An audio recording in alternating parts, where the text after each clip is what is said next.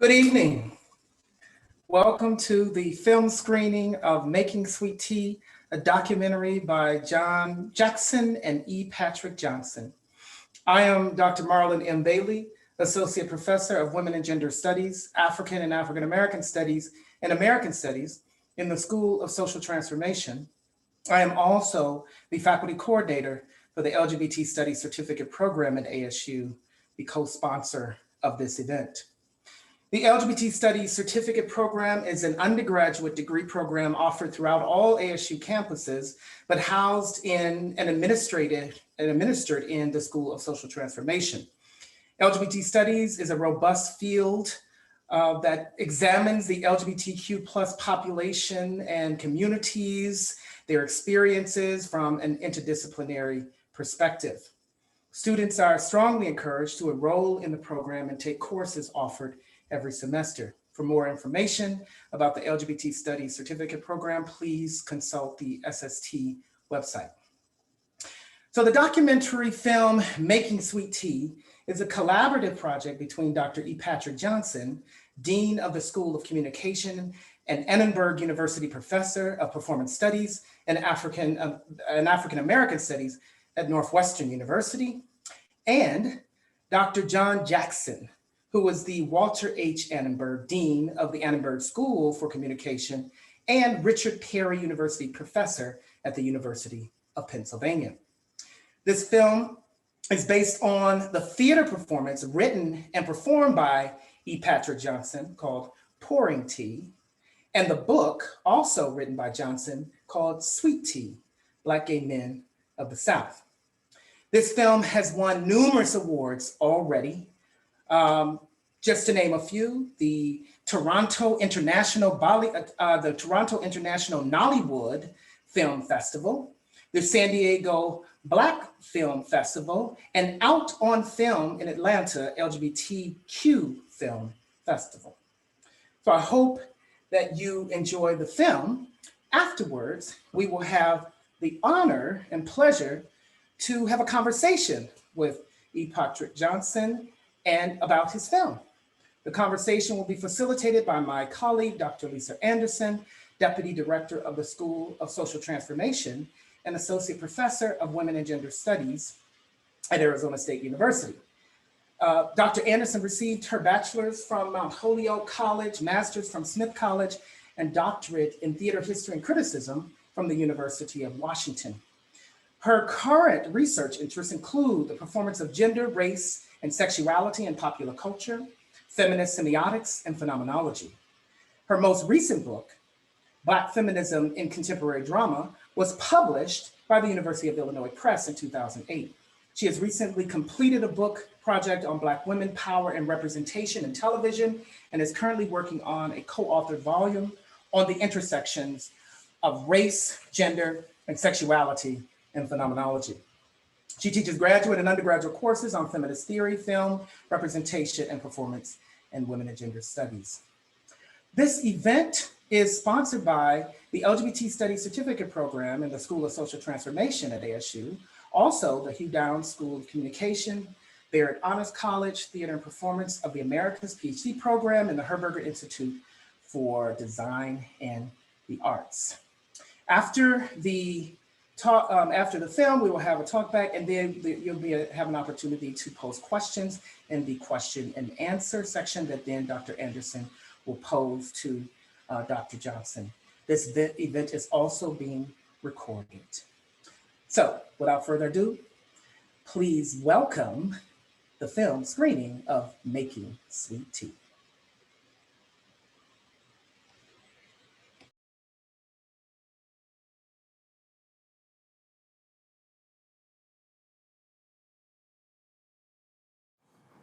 I stood before my hometown, as I stand before you, and I told them the story that they wanted to hear, but not the one that I must tell, which is the truth, my truth. I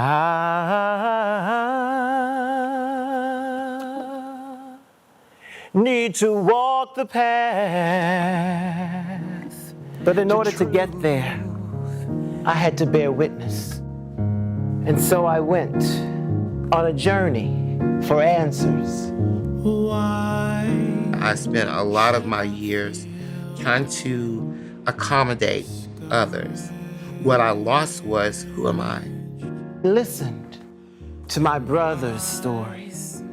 Just imagine living with someone for 44 years and losing them. Many years I was suicidal. I even tried it 2 or 3 times, obviously unsuccessfully. Everybody got a story to tell. This is the South. You still got people that don't like black people, period. But then to be a black gay man? And then I said, does it matter if I'm gay? So what's the tea? The tea was the truth about somebody else's life. Maybe the truth about your own life. If you want the truth, you start the truth at the beginning. In the beginning was the Word, and the Word was the tea.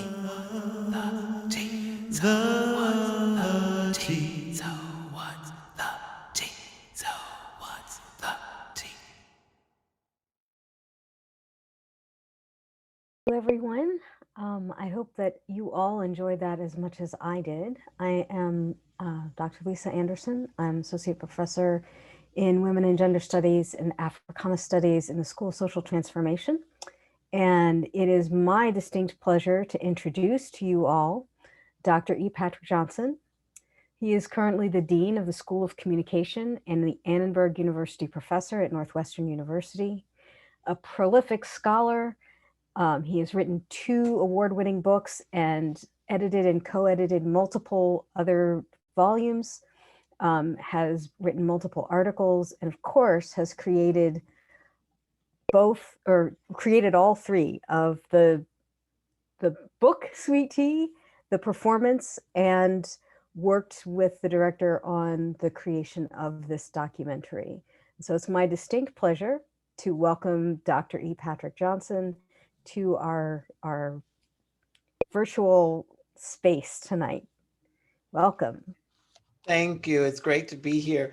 And Lisa, I would be remiss if I didn't actually make an intervention and ask that they play the rest of the film. They cut it off too soon because there's important information. So if we could see just that last minute of the film during the credits, I think, yes.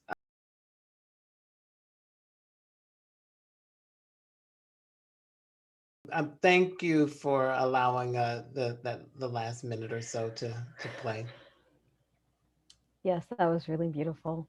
So there are a number of questions, but I get the privilege of having you to myself first, so to have a little conversation about this beautiful piece. So I have so many questions. I have so many questions, but I'm going to try not to take all of the time so that we can get to some of the other questions. But I'll start with this one.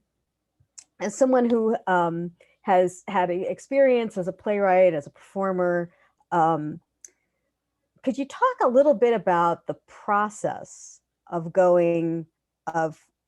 making a documentary from a performance, from a book, from really ethnographic research where you're doing these in-depth interviews and creating these relationships with your interlocutors? That's a great question because it actually is one that sort of evolved over the years. I didn't start out so let me start at the beginning. So the idea for the book came about 36 years ago. That's a little crazy. No, 26 years ago.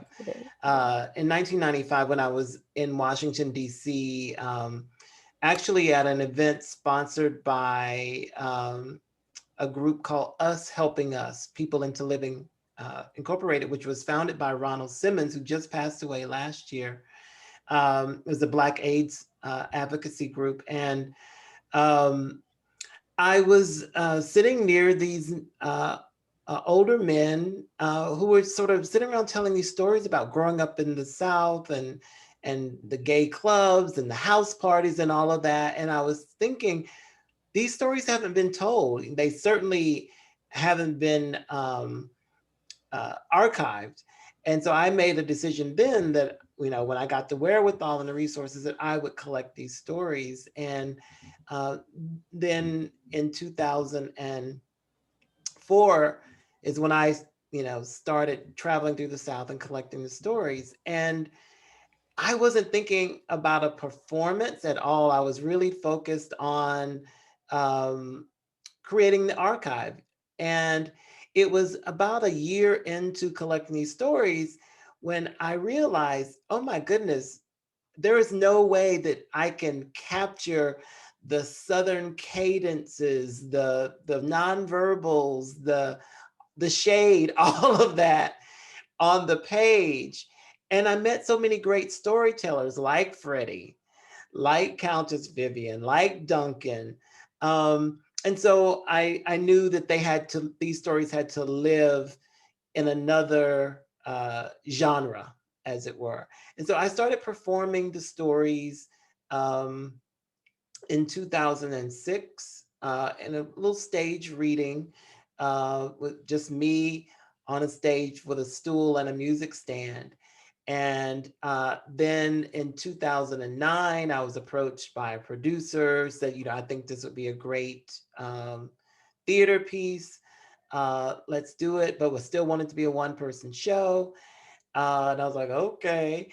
And it was at that point where my story was introduced, because I, as an ethnographer, I did not want the piece to be about me. I didn't want the research to be about me.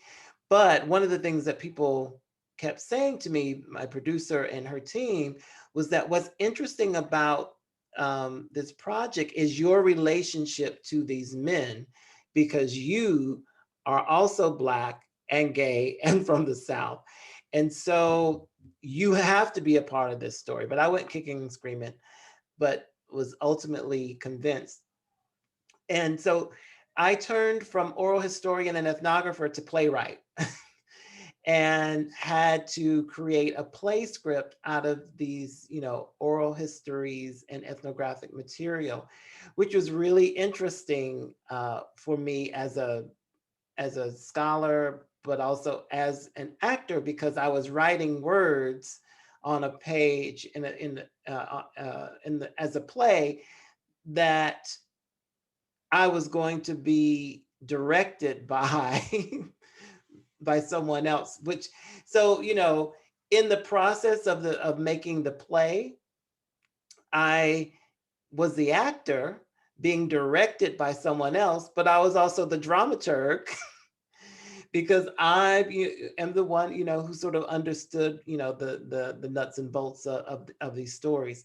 And that was an interesting sort of negotiation, as it were, because I went through 4 different directors. There were 4 different versions of the play. And then it was actually when the play debuted in 2010 in Chicago, John Jackson, who is an anthropologist and documentary filmmaker, saw the show and said, this needs to be a film, and it needs to be a film about the making of the play out of this, this oral history ethnographic material, because that's really fascinating. And I was like, oh, okay, sure. And then, a few years passed and nothing happened. But then he said, no, we need to make a film about it. And we got serious. And John was really invested in making this documentary more than just a traditional documentary. He was interested in the kind of experimental possibilities. And so that's where the idea of me performing in front of the men at their home, at their church, or their job, that's where all of that came in. And that was a real challenge for me as an actor, as a scholar, also because I think I even say this in the film, the stakes changed because I'm, in their space. Um, and it was, it was very revelatory for me as well, because I learned um, a lot of things about myself and had to confront a lot of my own demons, especially making that journey back to my hometown and having that reckoning with the fact that I wasn't out when they celebrated me, but I'm coming back with cameras now to sort of be face to face with my hometown and say, no, here I am, all of me, accept me, even though it's 20 years after you've celebrated Dr. E. Patrick Johnson Day. And so that's the journey. And I didn't know that it would, be, a stage reading, then a play, and then a film.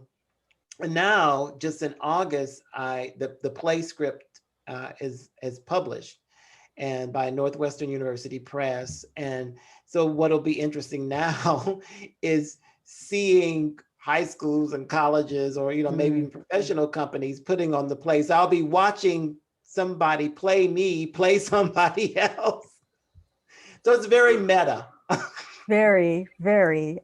Actually, that was you sort of addressed my follow-up question for that, because I was really moved by those moments in the film where you are performing, basically mirroring back to them what you have created out of the oral histories and the material that they gave to you. And so you've answered a little bit, but was really curious about how that felt for you.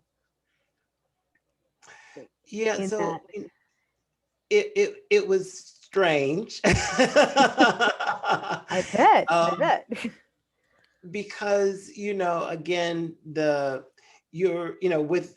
the heralds, for instance, I'm in their house, and I love that moment where there's black herald and white herald says, why is he pretending to be so old? Which is, I think, it's a wonderful moment. But I'm in that moment thinking about how does it feel for them watching someone in their own space reflect back to them their lives. And I think that comes to a head with Charles. That moment, I can't watch that film to this, that scene to this day without becoming very emotional, because what you see as audience members to the film is in real time. We didn't know we were going to capture Charles's reaction. And so that's why it's so arresting, that moment. It is. And we also didn't know that there was going to be a mirror in the background that's divided into threes: Chaz, Charles, Chastity, or that Charles is going to say, it was like looking at myself in the mirror. So that's, Yes. And so that became, as you see my backdrop, Charles became the sort of epitome of what this film is all about, reflecting oneself back to themselves. And so for me, it was really a moving experience, and a one that was very confronting, because I realized that I had to, going back to the development of the play, where people were saying my story had to be in it. I realized what I had asked of these men, and how they so graciously shared the most intimate details of their lives. And so why should I not have to also turn the microphone toward myself and be as vulnerable and share my life story as well. And what that meant was confronting some of my own demons, you know, my Mhm. relationship with my mother, Yes. with whom I was very close, and my family and my hometown, and, you know, sort of dealing with all that. And that also parallels the two different trajectories of Charles's life and my life. We're from the same place, but Right. had two different paths. And the film culminates, I think, beautifully in that moment where Charles has made me a better person. And I hope that, you know, I've helped Charles stand in his truth. Absolutely. It's really beautiful. That was, I think, for me, that was I almost cried. I almost cried at that scene. So I want to shift a little bit now. And I have two more questions that I'd like, and I think they're a little bit related. So the first question is, what's distinct about the South, and you know, what's distinct about the South for Black folks, and then even more specifically, what is the South for Black gay folks? Mm. Yeah, so I think, and this is one of the things I hope comes through in the film, food. Oh yes. um, most things that happen in the South for Black folk happen around food, whether it's in the preparation of the food, you know, folks sitting on the porch snapping beans, the cultivation of the food on the farm or in the garden, uh, the talk that happens around the kitchen table, the dining room table, the time in which you eat. You know, Sunday dinner, I have to explain to folks, doesn't mean you know, at night on Sunday. It means after church. Right. Um, and so foodways in the South and Black folk go hand in hand, and so much happens around food. And so for us in the film, sweet tea becomes that through line, that metaphor, because everybody gonna make it a different way, have their own little spin on it. It's just like you don't eat everybody's potato salad. Right. You don't eat everybody's chitlins if you eat them. So all of that is a part of the fabric of Black Southern life. I think another thing that's distinct about the South, for Black folk, is the way we communicate.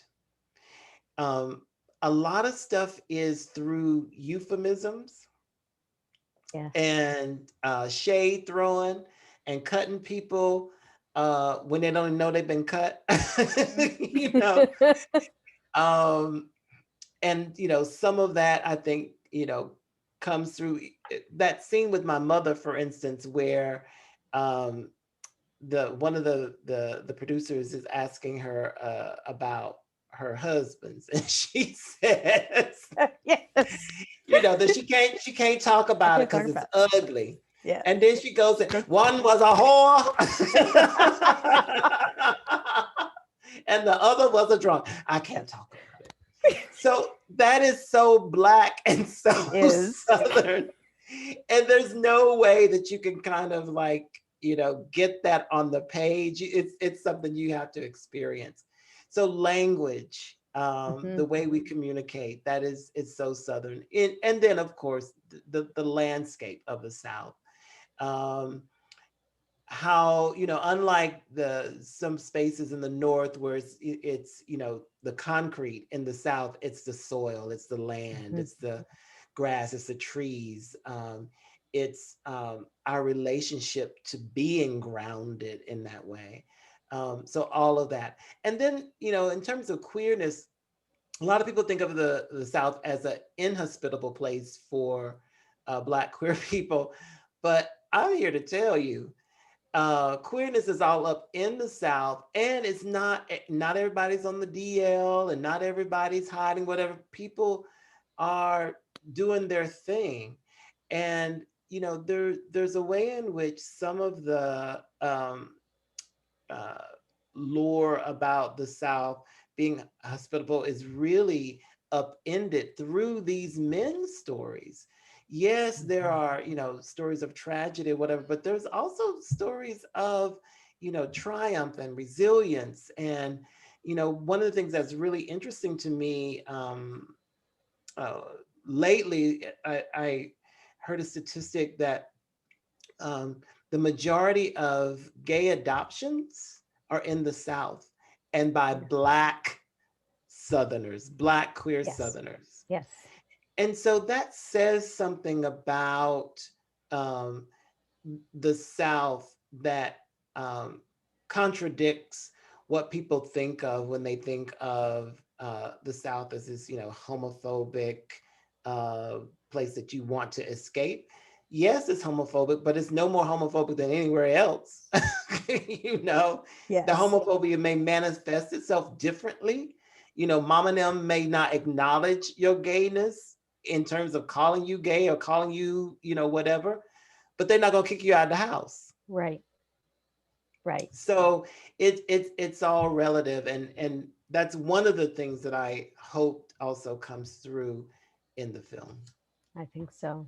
The shots of you walking by the train tracks remind me. My father's family is from coastal South Carolina, and there's one time that we were down probably for a funeral, but I remember walking along the side of the train tracks, and seeing that image of you walking by the train tracks just brought that back to me in a really kind of amazing, like, tangible way.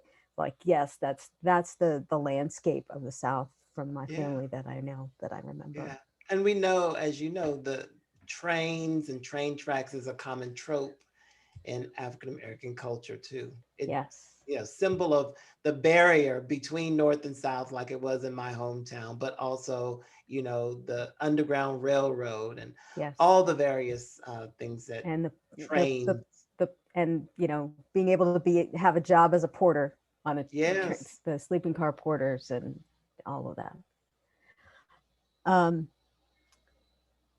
So I want to pull up a couple of questions. There are a bunch of questions. But there was one that I saw that I really wanted to and now I can't find it. All right. Well, so this one came from one of our participants. I saw you three or 4 years ago at Peabody College, and I remember writing as you performed on stage. Your work is deeply personal and deeply spiritual, especially in the ways it engages homophobia in the Black church. What impact have you seen your work have on healing the wounds of homophobic spiritual abuse? I also love how your work connects Black queer men intergenerationally. So I wanted to ask, how have you seen your work help connect gay youth with gay elders? Oh, that's a beautiful question. The first part about homophobia in the Black church, I think it's a work in progress. One of the things I love about the film is that Duncan is a minister, and that he claims that, and he affirms that, and that we filmed in, the church. And I think there's no way to talk about the South without talking about religion. And whether one is religious or not, religion's going to touch you in the South. Mm-hmm. And I think each of the men in the film, and myself included, sort of have to work through that negotiation of spirituality and sexuality. And so I think that the film does a great job of representing an array of different perspectives. Charles on the one hand, who's still sort of dealing with or reconciling his spirituality and sexuality, so he's made a decision to be abstinent. To Duncan, who is a minister and still saying "fuck you," Yes. to Freddie, who's like, yeah, I go to church to find me a cute man. So I think that people who see the film will see all the contradictions that many of us have around the Black church. Whether or not it's making any inroads or interventions, I don't know. I hope, but I'm not sure. In terms of the intergenerationality, it just so happened that the film represents sort of baby boomers and Gen Xers and older. That wasn't on purpose. It just sort of happened that way. In fact, we were trying to get one of the younger men to be in the film, and it just didn't work out. But I'm glad it worked the way it did, because one of the things that I want the film to show to a younger generation is that there is a history. There is a Black queer history that wasn't about people hiding. Countess Vivian was born in 1912. That story is just, that was, yeah. And was carrying on, running Yes. around with, trans sex workers and, doing their thing in New Orleans. And people don't know that history, in this moment of wokeness and queer positivity, folks think that things are new. Well, no, it ain't. Folks were being themselves, in the 20s, the 30s, the 40s. And so I think that's important for young folks to recognize and to realize.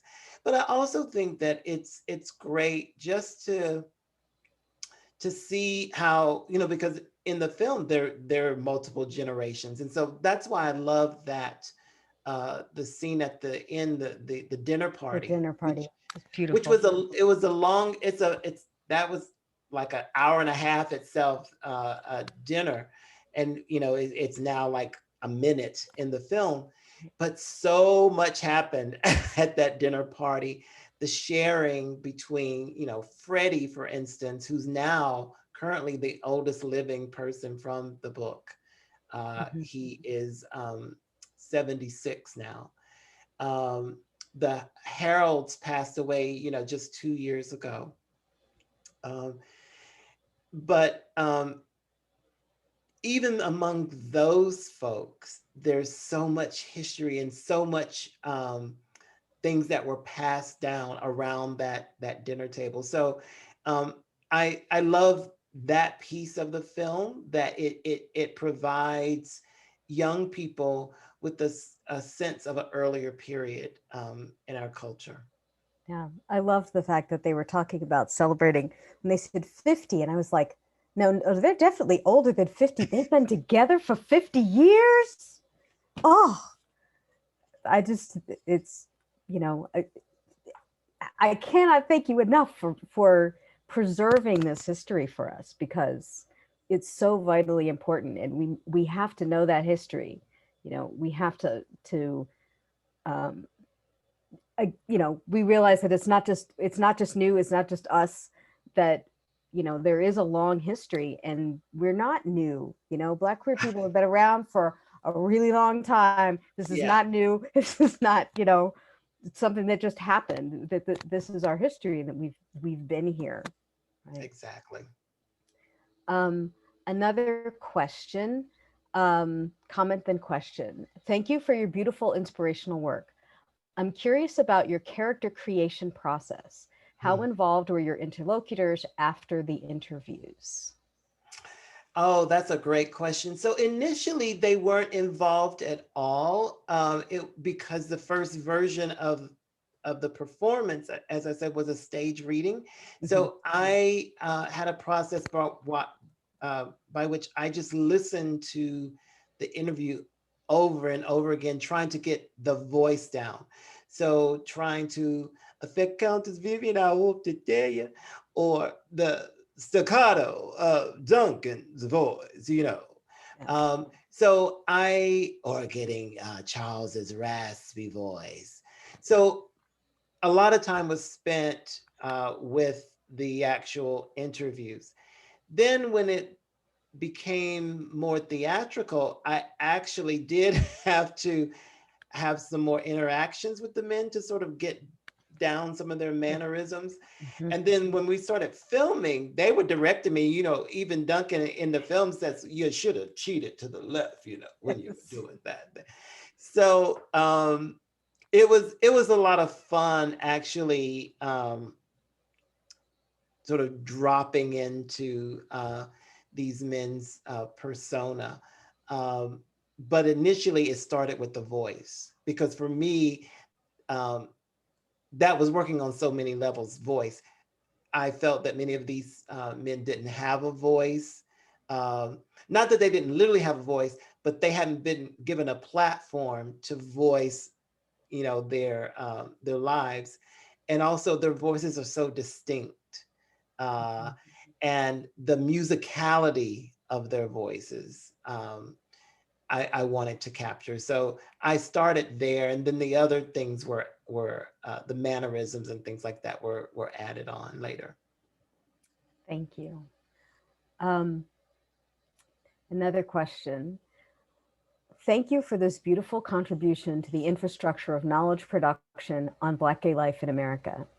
Have you ever thought about bringing together this generation of Black gay men in conversation with Black lesbians to talk about being in the life and their perspectives on contemporary Black queer life? Well, plug. I, in the last 2 years, published 2 books, Black Queer Southern Women and Oral History, which is the companion to Sweet Tea, and a creative nonfiction version called Honey Pot, which it was so much fun for me to write, because it was my first sort of dipping my toe into creative nonfiction, and it was again a wonderful process. So initially, Sweet Tea was supposed to include the voices of women, but like with everything, the Black gay men just took it over. They just took the book over, and so in hindsight, though, I'm glad that the women got their own book now, 2 books. Because their experiences were very different than the men. Some of the themes that emerge were quite unique to that population. One of them being the amount of sexual violence and sexual trauma at the hands of male relatives in particular. And so I have, I think, 6 times now performed a piece called Put a Little Honey in My Sweet Tea, which is a mashup of the men's stories with the women's stories. And I'm hoping that Honey Pot will be developed into a performance, not necessarily with me in it, because I see it as an ensemble piece, but I'm hoping to bring that to the stage. And John has also talked about doing a film based on the women's stories too. So stay tuned. And if that happens, I think that would be a wonderful occasion to have a forum to bring the women and the men together to talk about the differences or where those stories overlap. That's wonderful. Yes, I was like, there's a great answer to this question. Let's see. Did you find it difficult to portray each of those stories verbatim? I mean, you talked a little bit about creating those characters and going back to the voice. were they specifically drawn? So those were specifically drawn from conversations that you had with them. Yes. So you were Yeah, so really pulling. they're all actually excerpted from the oral history themselves. So it just so happens that the people that I perform, save for Sean, because I don't perform Sean, um, they talk in vignettes where there's a beginning, a middle, and an end. For instance, that story that Freddie tells about cutting people with his knife, you know, leave me alone. He's told that story a number of times, but it has a very distinctive beginning, a middle, and an end. Yes. And I love that story, and he loves hearing that story even, told back to him, because it's a story of triumph that he overcomes being bullied. Yes. And so yeah, those are verbatim and drawn directly. So if you go to Freddie in Sweet Tea in the book, you'll read that story the way I perform it. It might be shortened just a little bit, because if you hadn't noticed, Freddie's a storyteller. So he can go. Uh-huh. But yeah, it's pretty much verbatim. Thank you.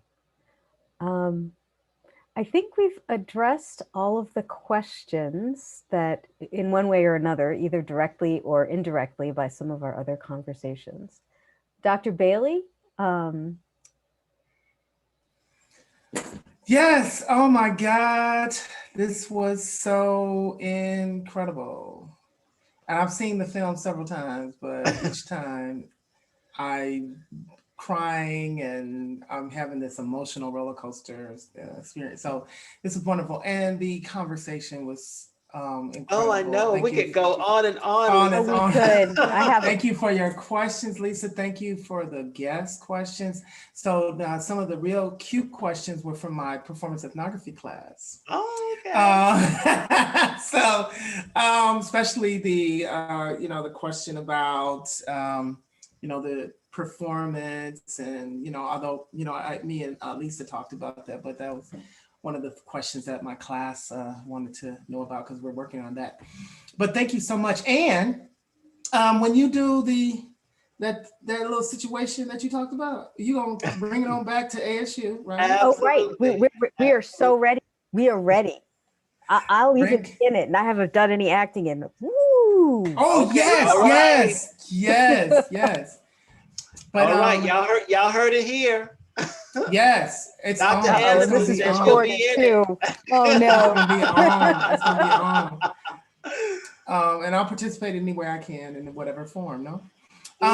So, well, thank you everyone for joining us. Thank you, E. Patrick Johnson, for your time and your wonderful work and your career of incredible contribution to a range of fields, not just LGBT studies or Black studies, but a range of fields. So, and this was a perfect occasion for the LGBT Studies Certificate Program and the folks who joined us, and encouraging people to study LGBT studies. Yes. So everybody, so much history. So everyone have a good night. And Can I quickly say, yes, the recording of the conversation will be available. I believe that will be on our YouTube page. Oh yes. Eventually, not the film itself, but our conversation. Yes. So wonderful, and thank you everyone. Thank you for the co-sponsors. Thank you Kike Martin Palacio for his work, and Jeannie Coquette. Thank you, Lisa, and thank you, Patrick. Have a good night. Thank you all. It was my pleasure. Thank you. All right. Bye. Good night, everyone.